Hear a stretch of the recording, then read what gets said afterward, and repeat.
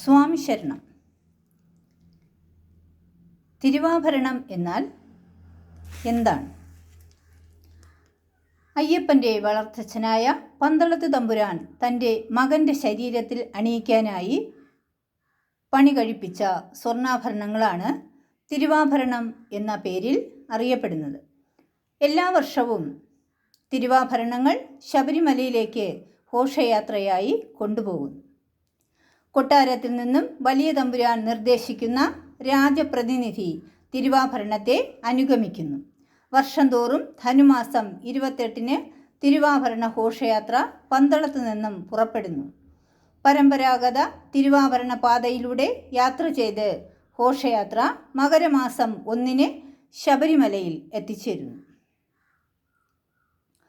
18-ാം പടിക്ക് മുകളിൽ വച്ച് സ്വീകരിക്കപ്പെടുന്ന തിരുവാഭരണങ്ങൾ ചാർത്തിയാണ് അന്ന് വൈകുന്നേരത്തെ ദീപാരാധന. ദീപാരാധനയ്ക്ക് ശേഷം പൊന്നമ്പലമേട്ടിൽ പ്രത്യക്ഷപ്പെടുന്ന ജ്യോതിയാണ് മകരജ്യോതി. മകരജ്യോതി കണ്ടു തൊഴാൻ വർഷം തോറും ലക്ഷക്കണക്കിന് ഭക്തർ ശബരിമലയിൽ എത്തുന്നു. സ്വാമിയേ ശരണമയ്യപ്പ.